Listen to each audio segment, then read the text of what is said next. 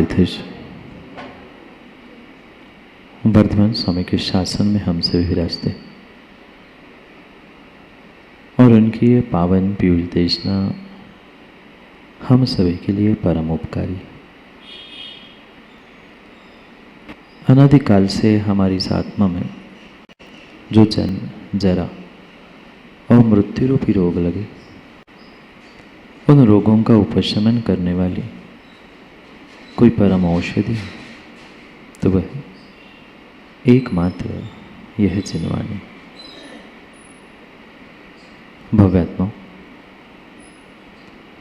हर इंसान में, हर आदमी में, हर मनुष्य में कोई ना कोई अनोखी बात जरूर होती है और मात्र इंसानों में ही नहीं अपितु प्रत्येक जीव में, चाहे तिर्यंच हो चाहे मनुष्य हो, कुछ न कुछ ऐसी अनोखी खास विशेष प्रकृति कह दो, स्वभाव कह दो, गुण कह दो, पर कुछ न कुछ विशेषता होती जरूर। चाहे आप तिर्यंचों में चींटी को देखना, होती बहुत छोटी सी है पर उसके पास सूंघने की कला है। 3 इंद्रिय होने पर भी वह दूर में रखे हुए अपने इष्ट सामग्री को सूंघते सूंघते पहुंच जाती। जैसे चींटी के पास सूंघने की कला है, ऐसे मकड़ी के पास बुनने की भी कला है। आज जो भी ये सुंदर सुंदर वस्त्र आप माँ पहन रहे हैं, इस वस्त्र बुनने के आविष्कार को भी उस मकड़ी के जाले को ही देखकर इंसानों ने बनाया था। ऐसे मात्र मैं दृष्टांत ही देता जाऊं तो भी पूरा समय निकल जाए। इतनी गुण और इतनी विशेषता, इतनी अनोखी बातें प्रत्येक जीव में मिलती है।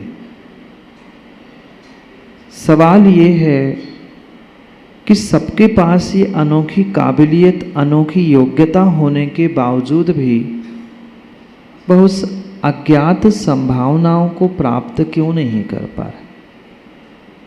क्या आप सभी में कुछ सबसे हटकर ऐसी अनोखी बात नहीं है? है।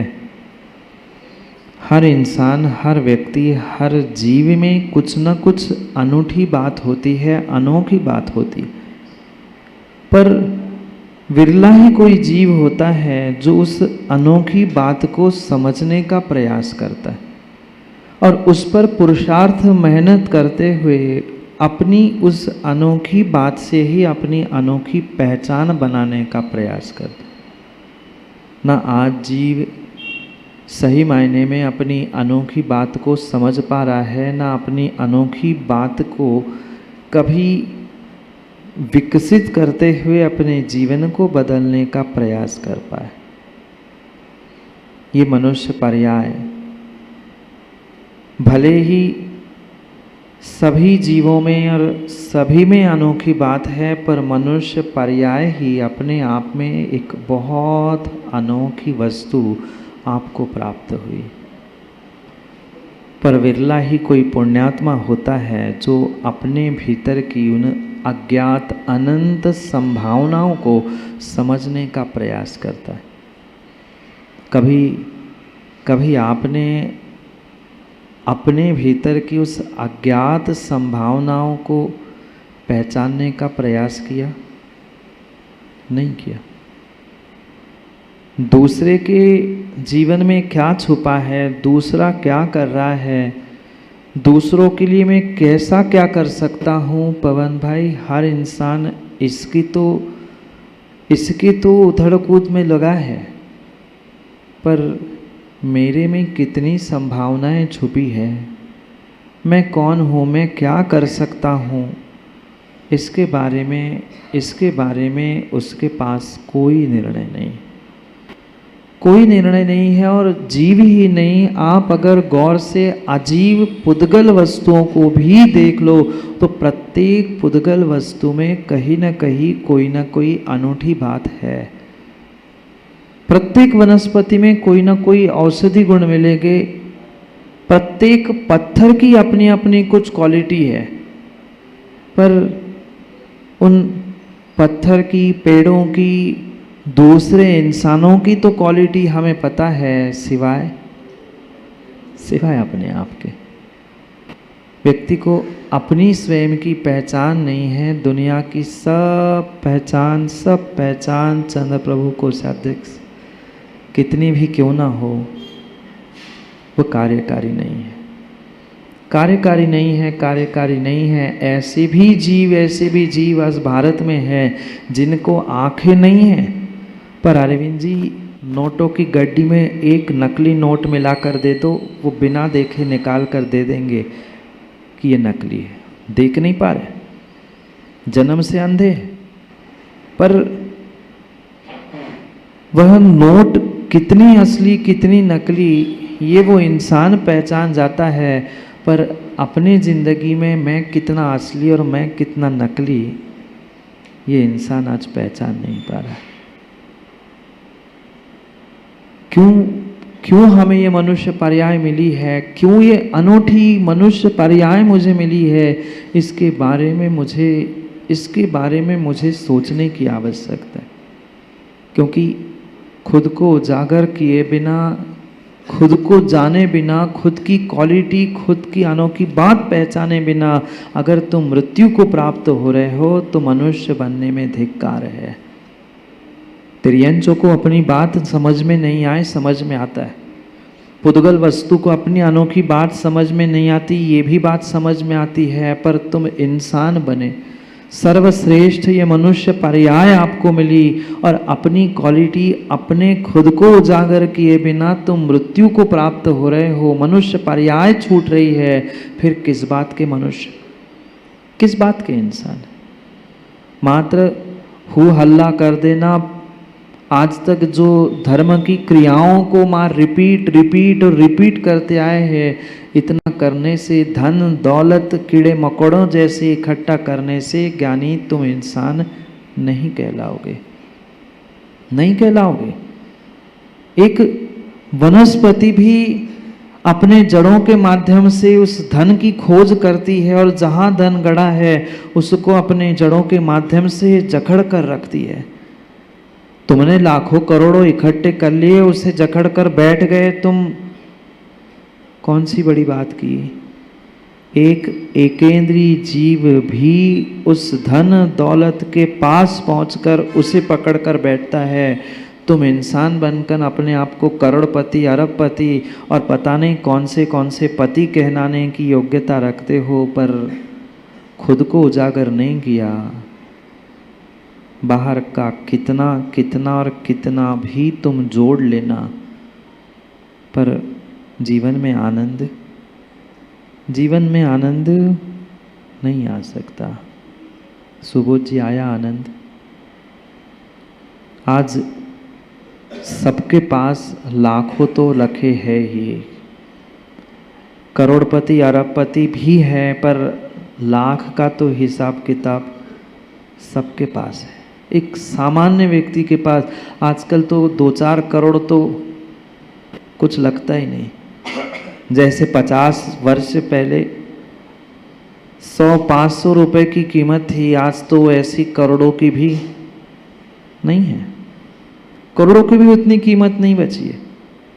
तो ये धन दौलत हमने इतनी सारी इकट्ठी करके रखी है, पर ये हमने किसके लिए इकट्ठी की है, इसका इस्तेमाल करने वाला कौन है, और इस्तेमाल करते करते वह मैं अपने आप को नष्ट कर रहा हूँ, इसका अगर बोध नहीं है तो पहलवान जी ये धन दौलत, घर मकान और कितने ही सगे संबंधी भी एकत्रित करके रख लेना, पर कार्यकारी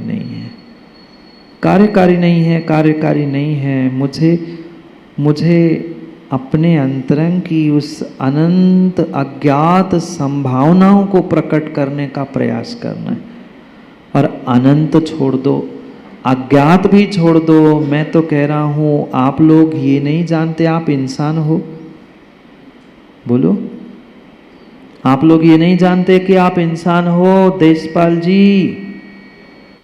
जानते तो है पर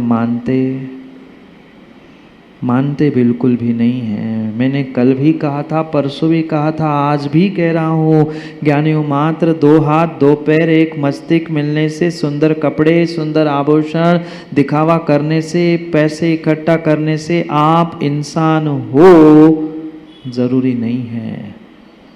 कुल से जन्म से भले ही आप इंसान हो, पर अपने हृदय में अपने आप से ही ज्ञानी पूछ लेना, क्या वो इंसानियत मेरे भीतर है? क्या उन अनंत संभावनाओं में से एक मेरी संभावना कि मैं इंसान बन पाऊं, क्या वो मैं आज तक प्रकट कर पाया? नहीं कर पाया। बाकी तो संभावनाएं अज्ञात थी, पर इंसान और इंसानियत की संभावना तो तेरे भीतर ज्ञात थी। जानते हैं, हर व्यक्ति जानता है, हर इंसान जानता है कि मैं एक इंसान हूँ, मनुष्य पर्याय को प्राप्त कर चुका हूँ, पर फिर भी सही मायने में आज तक बताना, क्या हम अपने नज़रों में इंसान बन पाए? दूसरों के नज़रों में इंसान बन लेना, दूसरों के नज़रों में इंसान बन के रह लेना माँ बहुत ही आसान है। दूसरा धर्मात्मा कहे बहुत बड़ी बात नहीं है, पर आपका मन, आपका हृदय, आपकी अंतरात्मा कह दे कि हाँ मैं सही मायने में धर्मात्मा हूँ, तो तुम अपने आप को धर्मात्मा और इंसान मान लेना। अगर अंतरंग से आवाज़ नहीं आ रही है तो दुनिया को दिखाने के लिए कितने ही अच्छे धर्मात्मा और कितने ही अच्छे इंसान बने रहना, पर जीवन का वो आनंद आने वाला नहीं है। आपका जीना कभी जीना बनने वाला नहीं है। जिस दिन तुम्हें अपने इंसान पने का बोध हो जाएगा, मनुष्य पने का बोध हो जाएगा, तब मान लेना कि हाँ आज से मेरा मनुष्य पर्याय का जीवन प्रारंभ हो रहा है। आप लोगों का हो गया होगा ना? बचपन गया, 55 गया, 75 85 के भी आसपास सुमत जी हम पहुंच चुके, पर कभी जीवन का ये भी तो हिसाब किताब कर लो ज्ञानी।